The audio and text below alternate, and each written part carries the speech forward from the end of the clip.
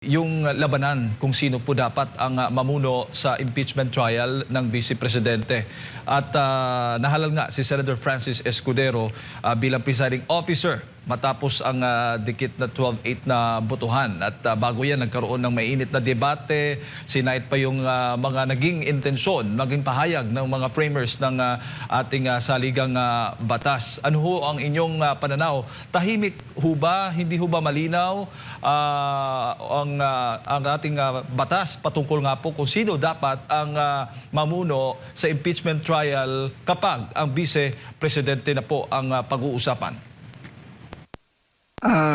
The Constitution says that in case of the impeachment of the President, the presiding officer must be the Chief Justice. So, it goes to show na if the one being tried among the impeachable public officials, except the President, so we are talking about the Vice President at saka yung mga Supreme Court Justices, yung mga Constitutional Commission, Commissioners at saka Ombudsman, it should be the Senate President. Just like what happened to the trial of Chief Justice Renato Corona.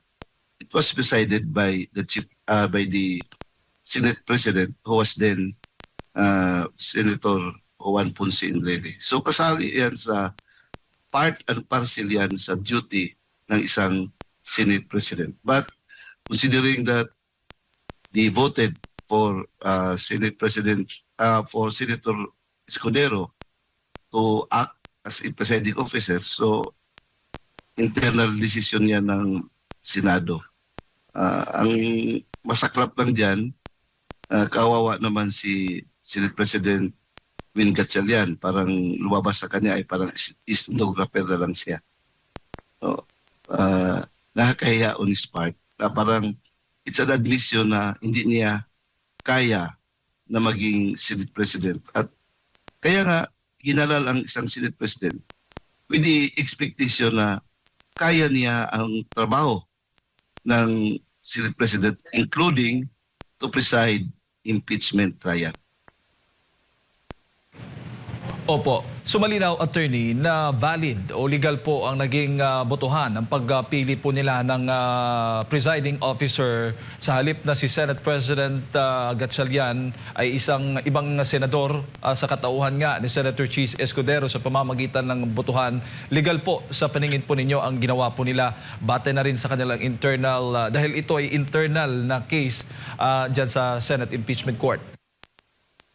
To my mind, considering that the Constitution is silent about who will preside, maybe they can interpret that way, but at the end of the day, I have a strong reservation regarding its validity. And I don't know if the minority bloc will question it before the Supreme Court. And the moment the Senate Impeachment Court starts to discharge its function, I think meron ng respect yan, meron ng caution on the part of the Supreme Court to interfere.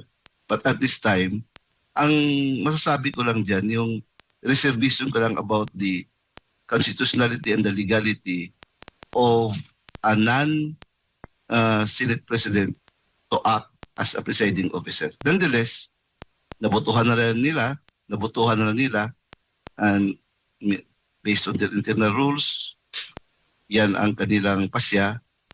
Kasi yung rules naman ay meron yang presumption of validity. Opo. First time ho ba ito na dalawa po ang nakaupo, isang Senate presiding officer at maging yung Senate President na Senator Judge Attorney? Ano bang tawag? Ano bang papel tungkulin po niya? Nangyari yan sa trial ni former President Erap Estrada. Si Chief Justice Davide, who is under the Constitution, is mandated in his capacity as Chief Justice to act as a presiding officer because the one being tried was the President. he acted as a presiding officer, pero kasama din niya sa upuan, katabi niya si Senate President Aquilino Pimentel Jr., yung father ni Coco. So, nakita natin yan, dalawa ang umupo sa rostrum. Yun ang nangyari. But at that time, allowed, kasi no question, because under the Constitution, it is the Chief Justice who will act as a presiding officer if the one being tried in the Senate is the President. Ibinahagi po doon sa Senado kahapon, Senate Impeachment Court, yung ilan po sa mga bahagi lamang po sa mga naging debate no, ng mga framers po ng ating saligang batas. Nabanggit nga doon yung si Commissioner Christian Monsud na kung saan hindi na daw kailangang isama yung mukahing yung panukalang yung pamumuno mismo ng Senate Impeachment Court, kung sino ang dapat pamuno sa Senate Impeachment Court, ay malinaw na, attorney, dahil yun po yung saad sa batas. Hindi na kailangan pang pagbotohan ba kailangan pang isulat, specific na yun talaga ang magiging role ng Senate President. And later on, matapos nga yung paliwanag ni Monsod, ay binawi ni Davide, yung kanyang Judge Davide, ang kanyang panukalang susog dahil dito naging bahagi po ng opisyal na legislative intent yung 1987 Constitution ang pag-unawa na ang Senate President ang presiding officer sa impeachment trial ng lahat ng impeachable officials maliban sa Pangulo ng Pilipinas kung saan ang Chief Justice ang mamumuno. At tinawag po ito ni Senator Judge Tito Soto na yung minutes ng Constitutional Commission ay bahagi lamang ng research source lamang, attorney. Ano hong masasabi po ninyo doon? Kami mga abogado, basta mayroong debate about the spirit and the intention of the framers of the Constitution about what is the meaning of that particular provision, we are guided, we are taught that the source must be the discussion in the Constitutional Commission, in that case the 1987 Constitution, which was drafted by the Constitutional Commission of 1986. Yan ang number one source to get to the spirit and intention of a particular provision. So, hindi pwedeng research kasi just like a law, yung law din na ginawa ng Senado, bill, in case there is a discussion about what is really the intent of the lawmakers, we have to resort to the journal. So, yes, research, but that is a vital research kasi yan yun ang basis, yan yun ang guide natin. Even the Supreme Court justices, they have to go to the minutes of the about the interpretation of the Constitution, the minutes of the Constitutional Commission which drafted the 1987 Constitution, ang basihan din nila about how to interpret a particular provision. In the same manner na yung debate din yung sa mga lawmakers, sa Senate o sa House, about the intention of the law, iyan din, we have to resort to the journal sa Senate at saka sa House regarding the discussion of a particular bill na naging batas. Hindi yan basta-basta na sabihin na natin na pwede i-garbage yan dahil research lang yan. No, that is a primary source of determining the intention and the spirit of that particular provision. Opo. At madagdag ko lang din, attorney, sinabi din po ni Senator Judge Tito Soto kahapon na i-quote ko lang, that sometimes rules are not sacrosanct, o baga lubhang sagrado daw. At dagdag pa niya, may mga pagkakataong mas mahalaga ang interes ng publiko.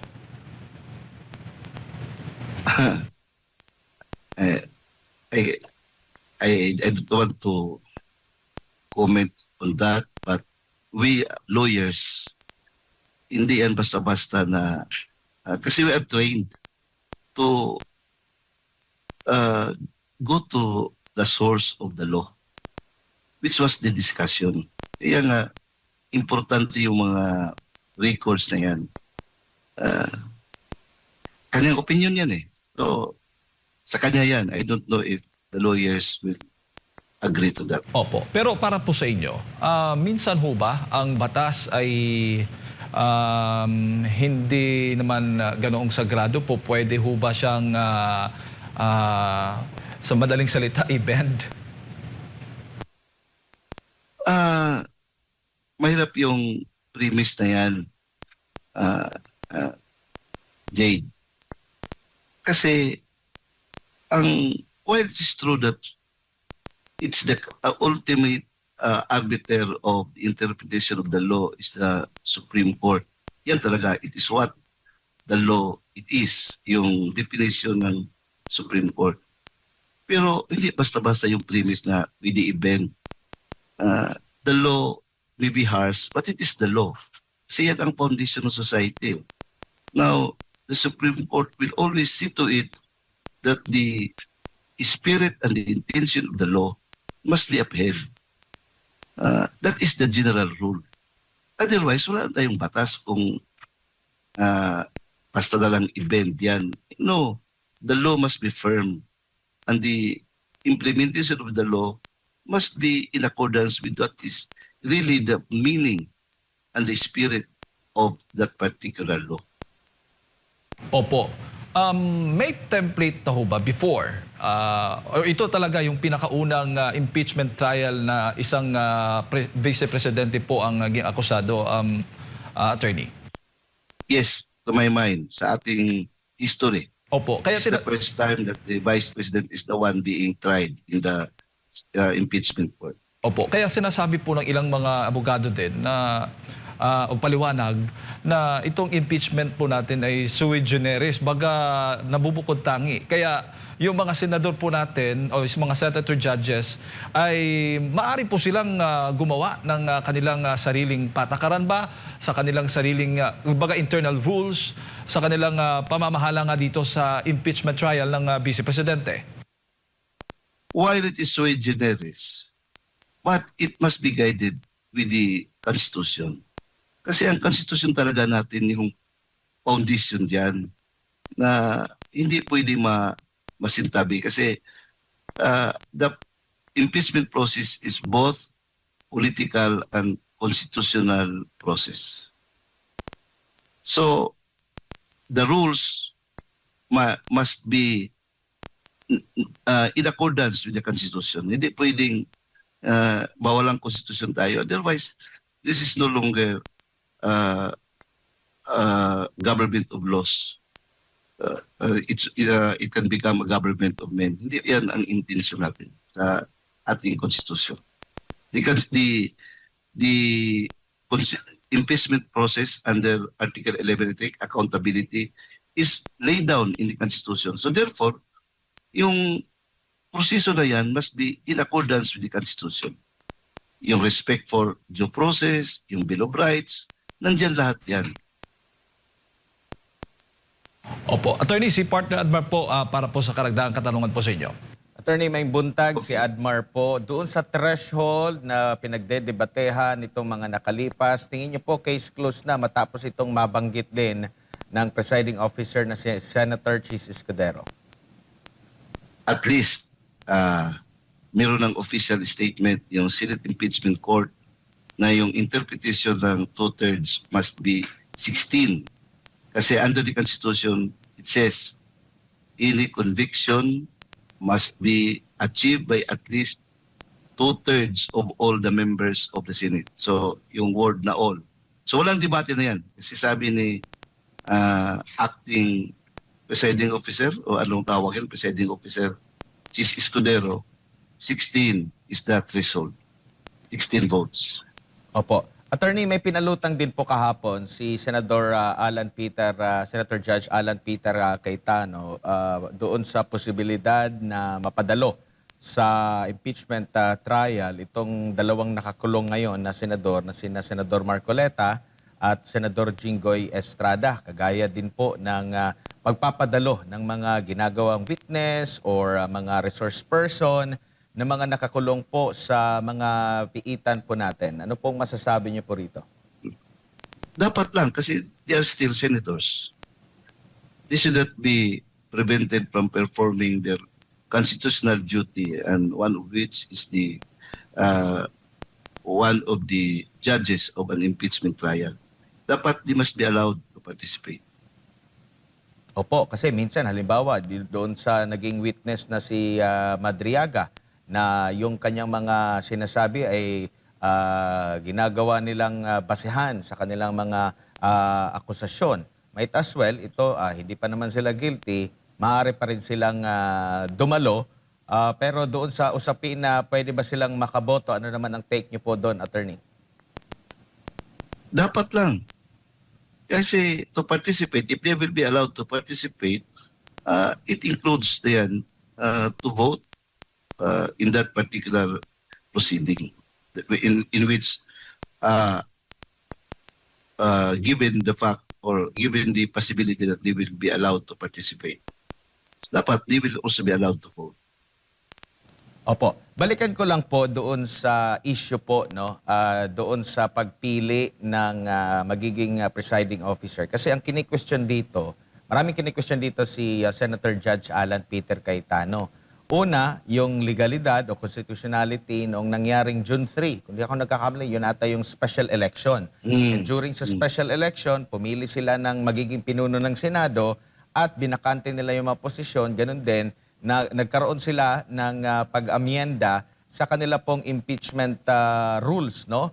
At doon nga kanilang inamyendahan na pwede silang pumili kung sino man ang gusto nila maging presiding officer. Pero during that time, 12 senador lamang po ang present. Sa tingin niyo po, yung June 3 na special session po ay may something na mali na dapat antayin muna yung siguro yung magiging decision bago pumili ng presiding officer, attorney? Para sa akin, nandiyan yan sa Supreme Court, mahirap masok dyan sub judice. So, let the Supreme Court decide kung yung June 3 ay isang valid ba na proceeding, valid ba na decision na ginawa ng grupo nila ni Gatchalian. Opo. Pero attorney, pwede rin ba? Kasi meron na silang 13 itong sa majority sa paglipat ni Villanueva at Chis Escudero na gawin na lang nilang formal yung pagbabago talaga. Why not? Pwede rin ba sila na magkaroon ng session? Like halimbawa sa sinuggest din ni Senadora Cayetano na mag-special session, ukol lang po dito, or sabi rin ni Senador Alan Peter Cayetano, antayin na lang yung pagbabalik ng plenary session talaga ng Senado at doon talaga magkaroon kung gusto nila na either baguhin talaga na may sapat sila na boto at masunod yung sinasabing one day, mabigyan ng notice ang lahat ng mga miyembro bago sila magbago ng Senate impeachment rules po, attorney. Dapat yan ang sinusunod kasi para walang mga question of legality at saka constitutionality. Kasi at that time, they cannot elect because they cannot have a session because it was adjournment sine die. Ba? So, the only way to have a valid session is for the President to call a special session. Pero ang special session must be in accordance with yung requirement na mayroong public emergency or calamity na kailangan na isang legislative measures in order to meet a particular contingency na yan. Hindi kasali yung pag-elect ng bagong officer sa Senado kasi that would be an uh, interference doon sa sinasabi na separation of powers. Opo. Yung paghimasok sa isang department na hindi naman within ng executive branch. So, kung ganyan ang mangyayari na mag-special session just to accommodate and just to create a scenario para may panibagong liderato ng Senado, uh, that would be uh, that would be an evidence na yung Senado ay hindi pala independent. Parang extension na yan ng executive branch headed by the President, which is not good in our constitutional setup.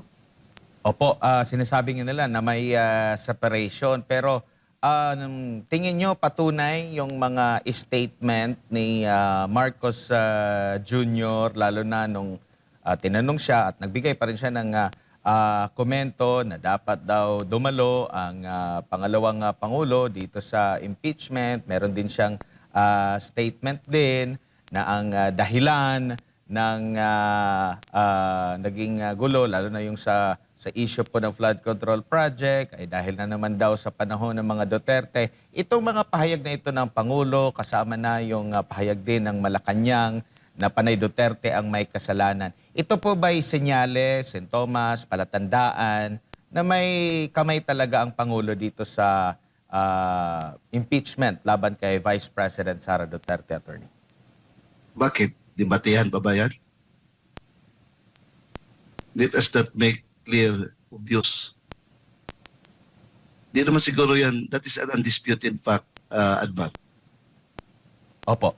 Dito tayo sa naging motion, parang motion din ng prosecution attorney, no, na babasahin yung articles of impeachment at bawat articles of impeachment daw ay magsasabi si Vice President Sara Duterte na siya ay not guilty or guilty ba, na kahapon tinutulan din ng depensa or meron din pag-question ng depensa at nagkaroon din ng desisyon ang presiding officer na hindi na kailangan. Ano pong masasabi niyo po dito, lalo na nung pagtatanong kung arraignment ba ito na hindi masagot ng yes or no din ng mga mahilig sa yes or no ng mga tanong po ng mga kongresista, Attorney? Kasi they were not successful in their, initially they were not successful in their plan, which is to humiliate the Vice President. Nawalan sila ng pagkakataon na mayroong spectacle na ng Vice President ay pinasahan ng charges at saka yung para magsabi siya ng not guilty, it will be a video clip na ipakita yan sa kanilang mainstream media na kanila. Nawalan sila ng pagkataon na yung they were not given the satisfaction to have that scenario. Now, ang katwiran naman ng depensa ay hindi, not because that the Vice President does not want to attend. It's because option niya yan eh. In fact, under the rules of the Senate as an impeachment court, the President, the impeached public official may attend or through or by her counsel. So, nandiyan yung mga abogado niya, yung requirement na yan ay complied with na. So, no need na. Kaya nga, na-denied yung motion na yan. At saka na-denied din yung kagustuhan nila na mapahiya yung ating Vice President na maging video clip yan, balik-balik yan nila 24/7 sa lahat ng kanilang mga mainstream media na sa kanila. That's part of their propaganda. So, at least, yung desire na yan ay hindi nila nakamit. Opo, doon naman po sa pagsosoli ng ginawa nilang kontrobersyal na BIR box, Attorney, ano naman po masasabi niyo po? Ang maganda na desisyon yan kasi that is really illegal. May batas otherwise. Number one, violator. I think the Senate does not want to become a violator of the law. They do not want what the House Justice Committee did na parang sila ang number one na violator with respect to that bank records kasi nandiyan yan sa National Internal Revenue Code na hindi pwede ang ganun without a court order. May mga nababasa din po tayo ng mga komento, attorney. Kunan ko lang po kayo ng reaksyon dahil ang depensa daw talaga ng defense team ni VP Sara ay procedural at technical. Meron ding mga naging komento dito yung ilan sa mga involved po dito at ayaw daw sagutin yung ebidensya. Sa kagaya po niyan, sa impeachment trial o sa regular na trial, sa regular na korte, lahat po ba ito ay pinagbabawal pag pinag-uusapan yung technical at pag pinag-usapan yung technical, hindi na daw sinasagot yung mga akusasyon laban sa kanya. Attorney, ano masasabi niyo po rito? Kaya nga ang impeachment ay hindi lang political na parang bato ka lang ng bato. It is also constitutional process. At saka yung due process requirement na kailangan yung ebidensya ay lawfully obtained, material, it must be relevant, it must be credible. Yan yung mga batayan niyan sa ating rules-based society. Kaya nga, it's not accurate to say na procedural lang. Yung procedure na yan ay, yan din ang diktasyon, yun din ang dictation ng ating constitution. So, if we go by the principle na everything must be in accordance with the Constitution, yan din. Walang magawa yung abogado legal team ni VP Sara except to invoke the parameters laid down by the Constitution regarding the admissibility, validity, materiality, at saka yung how the evidence was being obtained. Dapat lang gawin na yan kasi they are lawyers of the Vice President. Opo. Attorney, siguro huli na lang, linawin ko lamang doon sa issue po ng botohan. Yung ngayon, tulad nito na sumuko o bagay ikinulong itong dalawang senador, Jingo Estrada at Senator Marcoleta. Yung magiging boto ba nila ay makukonsidera, makakasama pa rin ba? Kung masasama ba yung boto nila, acquittal na ba yung may kukonsidera o may tuturing? Acquittal or abstention, yan ang kalaban ng gustong conviction. Kasi ang kanila, kahit na hindi sila makaboto, it doesn't matter if they will vote for acquittal, if they are not allowed to vote, it doesn't matter as long as the 16 votes are not obtained by the prosecution for the conviction of the Vice President. So, whether they vote or not is immaterial. Kasi 16 ang kailangan. Unless kung kanilang boto ay in favor of the conviction. Kailangan niya ng conviction. Hindi yan kailangan ng acquittal. Opo, attorney. Ayan, siguro attorney, minsay po ninyo sa ating mga kababayan na nakasubaybay po dito sa impeachment trial ni VP Sara Duterte ngayong araw na ito, yung ikalawang araw. Mamaya po, ano ho yung mga mensahe po ninyo para po sa kanila? Let us continue to be vigilant at saka let us continue to be involved in this very important constitutional process para malaman ng mga powers that be na yung tao, sabi pa ni former President Pinoy, yung mga boss na tayo, the Filipino people, are watching what they are doing. Because at the end of the day, tayo ang soberanya, tayo ang may-ari ng kanilang mga poder. We are the source of their power. We, the sovereign Filipino people.